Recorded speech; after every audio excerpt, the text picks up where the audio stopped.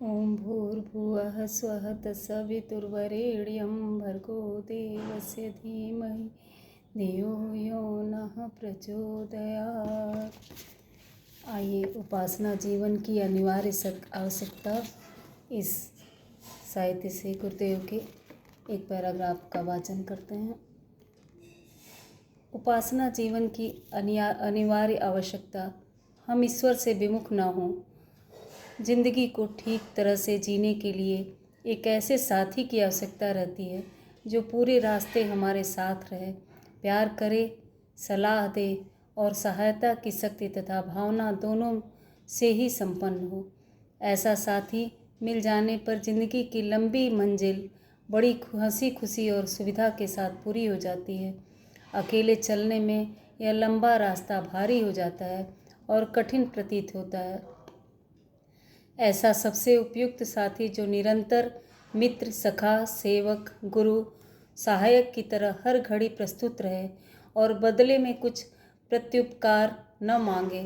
केवल एक ईश्वर को जीवन का सहचर बना लेने से मंजिल इतने मंगलमय हो जाती है कि धरती ही ईश्वर के स्वर्ग लोक जैसी आनंद युक्त प्रतीत होने लगती है। यूँ ईश्वर सबके साथ हैं और वह सबकी सहायता भी करता है, पर जो उसे समझते हैं और देखते हैं वास्तविक लाभ उन्हें ही मिल पाता है। किसी के घर में सोना गढ़ा है और उसे वह प्रतीत न हो तो गरीबी ही अनुभव होती रहेगी, किंतु यदि मालूम हो कि हमारे घर में इतना सोना है कि उसका भले ही उपयोग न किया जाए, मन में अमीरी का गर्व और विश्वास बना रहेगा।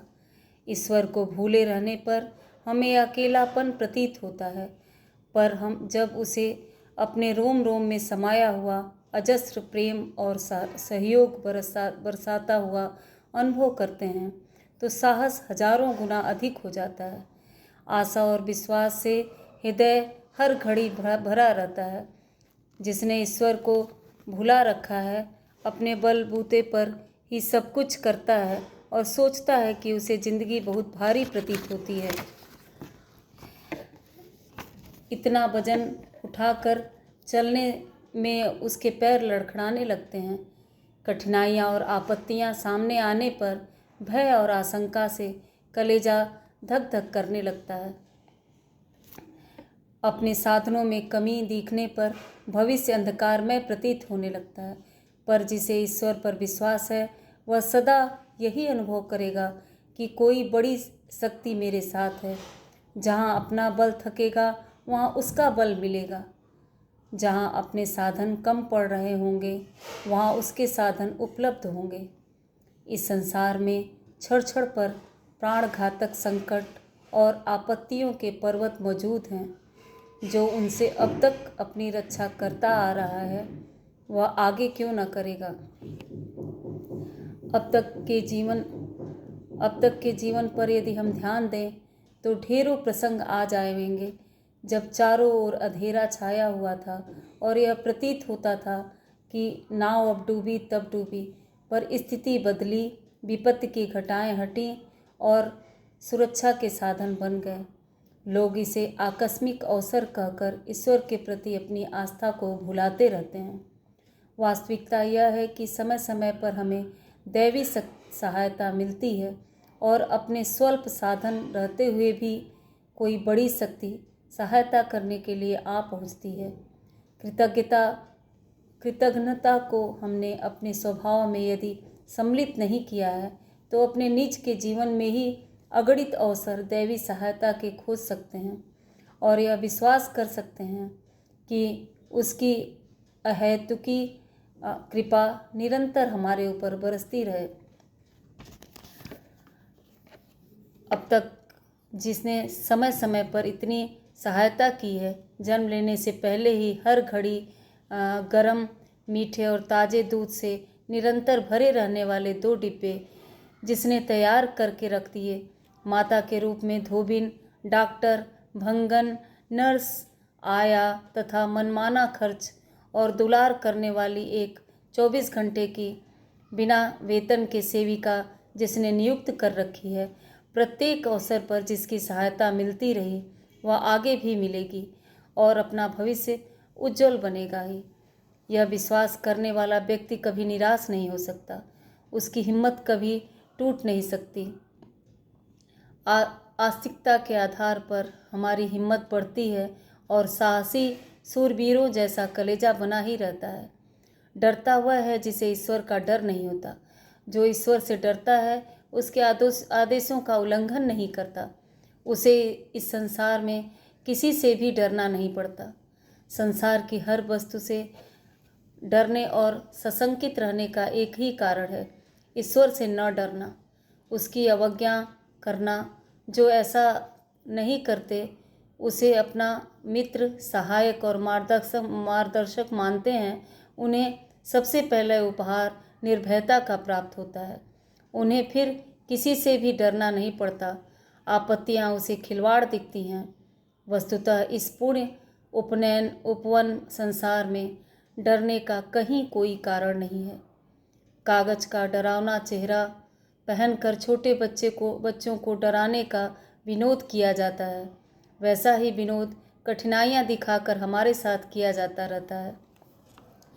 पिता अपने बच्चों को तलवार घुमाकर डराना चाहे तो क्या बच्चा कभी डरता है? ईश्वर के हाथ में इस संसार की सारी बागडोर है। दिखने वाली कठिनाइयाँ भले ही तलवार जैसी चमकें, उनके मूठ तो अपने स्नेही के हाथ में ही हैं। फिर डरने की क्या बात रही? ईश्वर विश्वासी का सोचना इसी ढंग का होता है। हर डराने वाली घटना उसे खिलवाड़ जैसी लगती है और विषम घड़ियों में भी न तो उसे घबराहट होती है और न परेशानी। अपना सहायक, पिता, माता, स्वामी, सखा, भ्राता, मित्र, परिजन और धन दौलत जिसने ईश्वर को मान रखा है, उसमें किसी बड़े से अमीर से, राजाधिराज से भी अधिक आत्मविश्वास बना रहेगा। राजा रईसों के लड़के अपने पिता की जरा सी शक्ति और संपत्ति पर गर्व कर सकते हैं, तो अनंत सामर्थ्यों वाले और असीम विभूतियों के स्वामी ईश्वर को जो अपना पिता मानेगा, उसे संसार में फैला हुआ सब कुछ अपने ही अनुभव होगा। इतना अतुल वैभव जब अपने पिता का ही है, तब दरिद्रता और गरीबी की बात सोचने का प्रश्न ही नहीं उठता। गरीब वे हैं जो केवल अपनी ही संपत्ति को अपना मानते हैं। ईश्वर को अपने से पृथक, दूर एवं असंबद्ध मानने वाले को ही गरीबी दुख देती है और उसे ही तृष्णा सताती है। ईश्वर के सामीप्य में असंतोष किस चीज़ का, कमी किस बात की? गाड़ी दो पहियों से चलती है। अपनी गाड़ी में एक पहिया अपना और एक ईश्वर का लगा लें तो जो गति आती है वह एक पहिए से नहीं आ सकती। ईश्वर विहीन जीवन ऐसा ही है जैसा बिना शरीर के प्रेत पिशाच की योनि में विचरण करने वाली आत्मा, उसे अशांति ही मिलती है। असंतोष, द्वेष, क्लेश से ही ऐसी मनोभूमि जलती है और संत्रस्त रहती है। परमात्मा से विमुख होकर हम पाते कुछ नहीं, खोते बहुत कुछ है। समय रहते इस भूल को सुधार लिया जाए तो ही अच्छा है। सबको प्रणाम।